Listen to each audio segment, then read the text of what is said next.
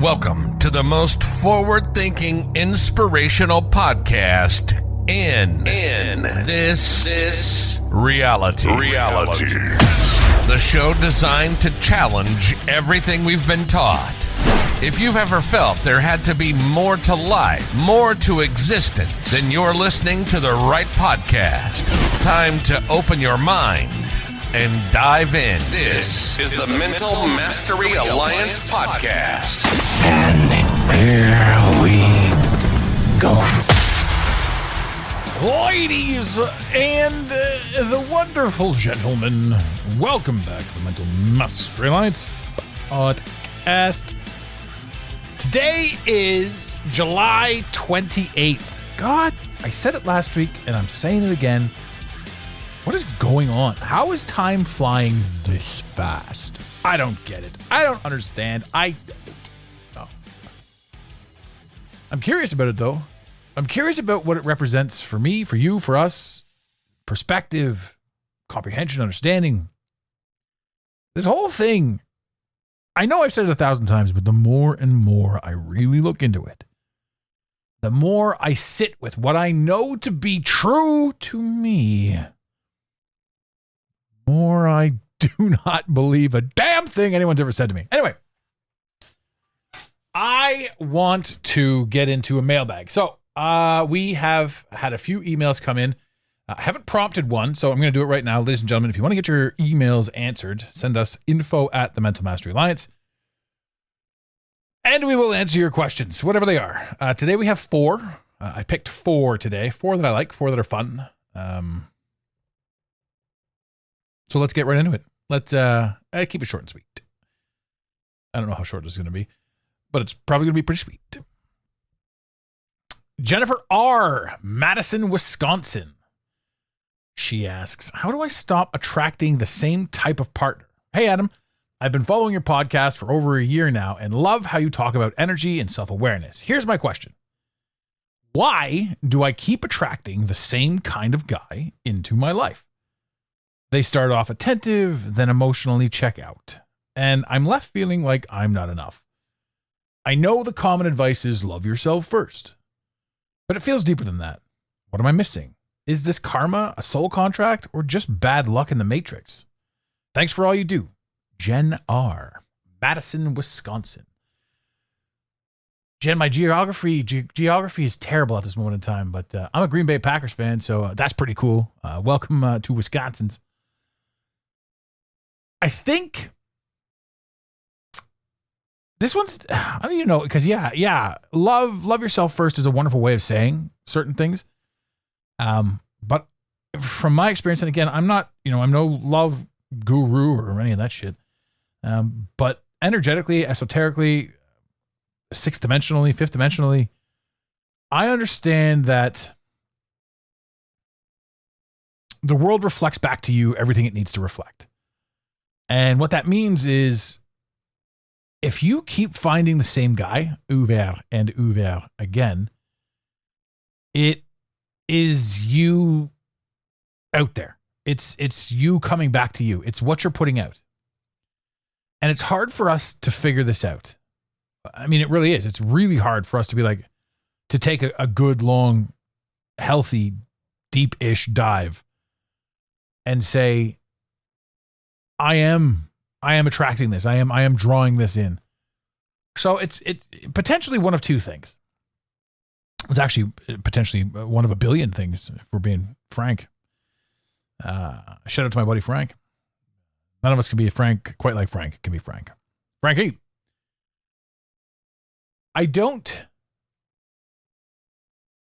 No, it's more like if you keep repeating the same mistake, you must learn it. Now, it's only a mistake if you believe it to be a mistake.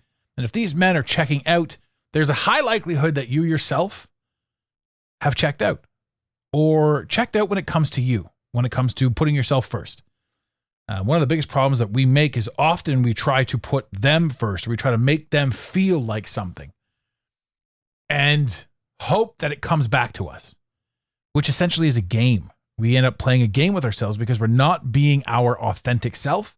We're being who we think they need or want us to be, which is disingenuous.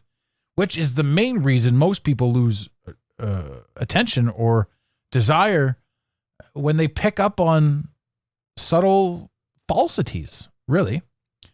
So I guess the best piece of advice that I could give you in this situation is do your absolute best to put yourself first. Not love yourself first and, nobody will love you unless you love it. None of that shit.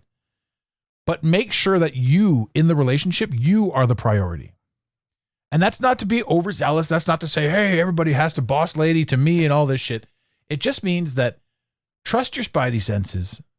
Trust what's going on. Trust woman's intuition. Trust yourself. Trust your gut. Be attentive to you and don't settle for any bullshit. Bottom line. It was pretty cut and dry. I didn't mean it to sound that way. But if you want to reach out to me again, by all means, I can shoot you a message. We can go back and forth. We can talk about it perhaps. Email number 2, Mike D, Toronto, Ontario, Canada. That is where I'm from. That's where I'm recording from right now. Mike. Subject here is the government hiding something about the sun? Mike reads, Yo, Adam, I know you've touched on this briefly before, but I've been going down rabbit holes lately about the sun. Like, is it really what NASA says it is? There's your first mistake. I've seen videos of people claiming it flickers, that it's artificial, or that it's more of a portal or frequency emitter than a burning ball of gas. I want your take. Is the sun part of the lie? And if so, why lie about it? Keep pushing boundaries, man. Mike D. Man. How do I start this one? It is not what you think it is. I don't fully know what the sun is other than, we don't have enough information, essentially. And all the information that we do have is false. It's a lie. Like legitimately all of it. And don't trust NASA in the least. NASA is the biggest smoke and mirrors misdirection mess. There's so many documentations that state that NASA is just the remnants of the schmazzies. But the idea is also that is a distraction in and of itself in the story. So, you're on the right path with regards to rabbit holes and where you want to go and what you want to do and how you want to see stuff. But I would say look more into the yin and the yang, the moon and the sun. Take a look at why the moonlight is cooler than moonshade versus sunlight being hotter than sunshade. It is the reverse. Why the moon lights up your entire sky. It is self-luminescent. It is not a reflection of the sun. And if the sun, as we understand it, is a ball of gas emitting heat from 93 million miles away, how does it lose all of its vigor between the equator and the pole on the globe Earth theory? Eclipses are predicted well in advance, years in advance. There's something much more obvious going on above us that we can't see, that we haven't been told. I don't know what the purpose is behind the lie. I don't understand that yet, but to me, it's one of the grandest mysteries. So many people are locked in this idea that what we were told is what it is. And then they kind of miss the magic of life, because living that lifestyle, living that the way that is poppycock. Essentially, this is where anxiety and depression come from. The majority of people who are stuck in the third dimension are riddled with anxiety, riddled with depression, on medication for all kinds of stuff, overweight, eating shitty food. Why on earth would Doritos exist? Because it's a tasty snack. Oh, we're supposed to understand and help ourselves and be safe. I know you don't want to talk about Doritos when you ask me about the sun, but like it's all part and parcel with it. And I can't answer that one question without my brain firing off on all cylinders. The sun is the greatest bearer of life, and it's been bastardized and demonized. Look at the amount of people right now with skin cancer that's been stated from the sun, as opposed to the very sunscreens that we're putting on ourselves to protect ourselves from the sun. That mixed with the aluminum going into our armpits and all that sort of stuff. I don't know why it's been villainized so much, but I do know that if you get enough time in the sun, at both dawn and dusk, you become a far more energized person. I could do a whole episode on the sun. Maybe I will. I have a lot of questions about it, but I've seen stuff. I've seen the flicker, and I've seen the double sun, and I've seen the reflective. This isn't the real one. This is the partial one, and that brings on the firmament and this, that, and the other thing. All of these things are amazing to look into, but none of them are the answer. So if you're looking for an answer, I would stop. I would start appreciating and looking for the best way for you to live in the question, to accept the mystery, and to be able to be constantly open and flowing to how it all works. That shit to me is amazing. Email number 3. Great question, by the way. Thanks, Mike. Tasha L. from Vancouver, BC. Does healing mean becoming a whole new person? Hi, Adam. I've been on a healing journey for the past 2 years. Therapy, breath work, journaling, you name it. And while I feel more aware, I'm also confused. Am I still me, if I've shifted so much? Some friends have even told me I've changed too much. It got me thinking, does healing mean we lose our original self? Or are we just remembering who we were before the world told us who to be? Would love your perspective. With gratitude, Tasha L., Vancouver, BC.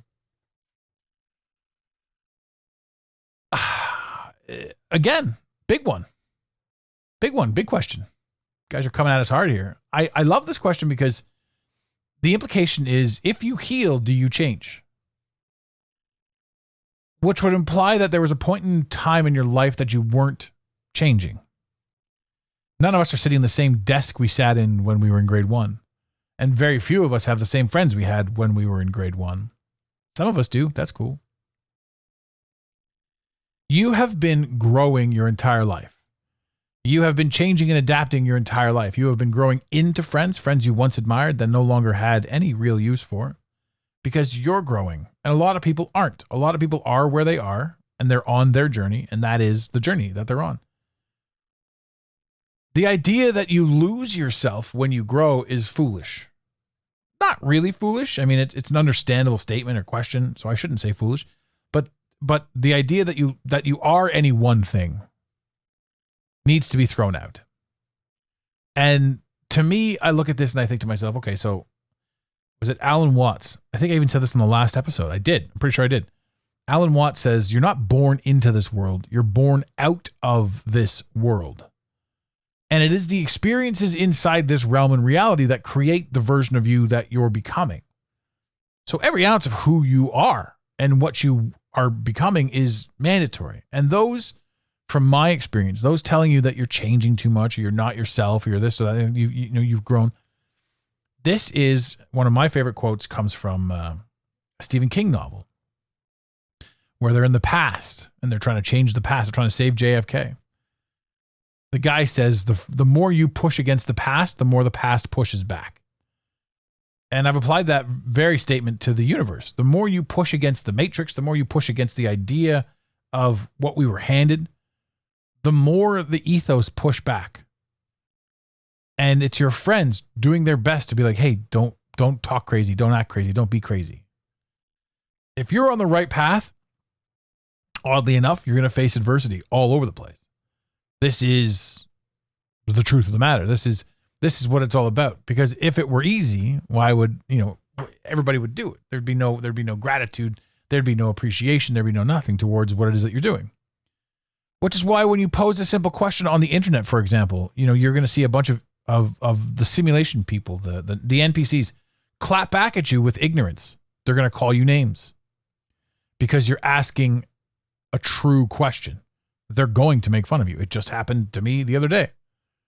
I made a comment about who's going to a Disturbed concert and booing people. Somebody called me a clown.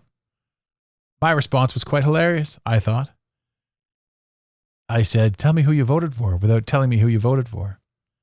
Which was a funny move, because it doesn't matter who they voted for. Either side would get offended by that comment, because they believe I'm implying the other side. Which is fascinating. And if you can do that, if you understand the psychology of people well enough to understand that how you reply to them changes the algorithm itself. You make different moves. So no, I'm going to tell you flat out, keep growing. Every single person that doesn't understand you wasn't meant to understand you. You were meant to appreciate them and use them as a benchmark moving forward to see just how far you've come on your journey in this world. Just like they will do with other people. And that's the thing. We often never think about that friend that we saw that one time, the last time we ever saw them and never saw them again. We've grown through so many people in our lives that we never got to say goodbye to because it just never happened that way. But then we get hung up on the ones that call us out on our shit, on our growth, on our progress, on our essence.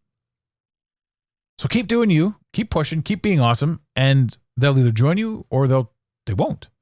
But you're not in control of them. You're in control of you. So have some fun with it. Email number 4. Chris V, Manchester, UK. Says, do I need psychedelics to wake up? Hey, Adam. First off, massive fan of the podcast. Thank you, sir. You've helped me think beyond the boxes society puts us in. I've heard a lot of people say that psychedelics, mushrooms, DMT, ayahuasca are the only way to fully wake up and see the bigger picture. I've never done any of them, but I'm deep into meditation, energy work, and self-inquiry. Do you believe psychedelics are necessary for awakening? Or is that just another narrative in disguise? Aces of a question, bro. So from my experience and from my journey and my path, I used them. Do I recommend them?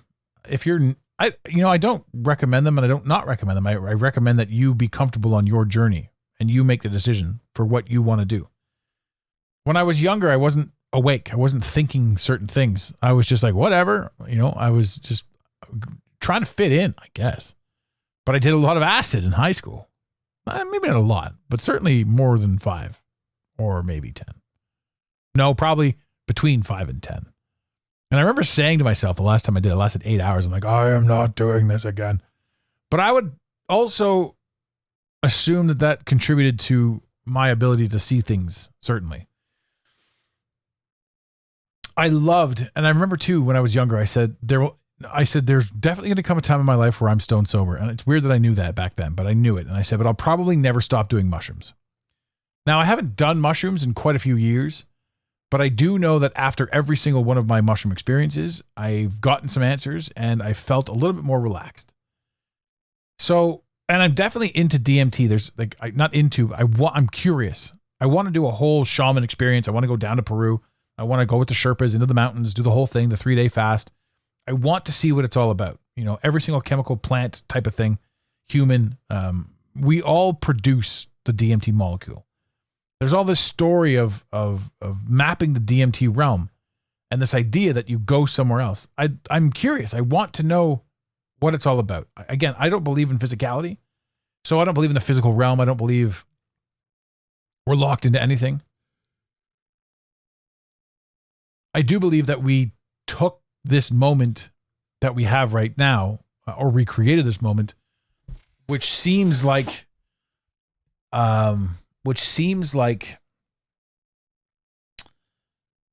forever. But to me, it's like I firmly believe that we come from total abundance, and with that abundance, we created this. And a lot of this is boxes. A lot of this is limitations. A lot of this is negative self-belief. A lot of this is I don't want to do this without, disappointing my mom, my sister. I don't want to, whatever it is. We don't stop for a second to really question what it is that we're doing here for the most part. And that's where a lot of the mystery lies. Once we get past our need to be perceived a certain way, once we get past the comprehension that with total abundance, we created fear, lack, and scarcity, which is such a weird thing.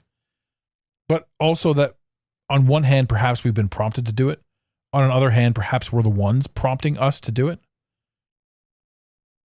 The totality of everything to me is 50-50, which sounds wishy-washy, but it's a very enjoyable position to be in. And to me, we live in Schrodinger's world. Everything is exactly as it is, exactly as you see it. And when somebody can see it differently than you, it's also the same. There's no definitive truth. Therefore, everything is the third dimension or the fifth dimension or the sixth dimension inside the box until the observer observes the dimension. Then the dimension becomes the thing the observer created. Did you create a Schrodinger's cat? An alive cat? A non-alive cat? I don't know. To say we don't have that kind of power limits us from having that kind of power. You know, there's so much out there that I believe that we can do that we've just never pushed ourselves to do, so we don't think that we can. With regards to your journey, whatever you feel is the thing that's going to help you, great. I know a safe dose of mushrooms is a wonderful experience. If you are comfortable with who and what you are. I mean, one of the biggest problems that people have with mushrooms is that they're in a weird spot mentally and physically, energetically. They eat them and they have a weird trip. I don't know. I don't think it's mandatory. I know that they were used in my journey, but I don't think it's mandatory. But I love the Crest and Chris, and I love that you're with us, and I love that you are still listening and having a good time. Ladies and gentlemen, that does wrap up the mailbag section, but this is a great one. So again, if you guys want to contribute, if you want to get your emails answered or whatever on air, send me an email, info@the-mental-mastery Alliance. Let's get you guys read. Yeah, this is pretty fun. It's a pretty wild world we live in, ladies and gentlemen. And in the infamous words of Red Green, if the women don't find you handsome, they should at least find you handy. We really hope you enjoyed this episode of the Mental Mastery Alliance podcast. Stay connected with us directly through the mentalmasteryalliance.com. You can also join the discussion on Instagram at instagram.com/the Mental Mastery Alliance. Let the team know you're listening by using the hashtag TMMA or tagging us at the Mental Mastery Alliance. To have your voice heard on the show, leave a voicemail or send a text to 647-338-1265. Long-distance charges may apply. If you love us, leave us a review. If you hate us, you spend your time in weird ways, but also leave a review. Every review on iTunes tickles the algorithm, helping us grow. Until next time, unity over division. This concludes the most surreal portion of your day. You got it, Pontiac.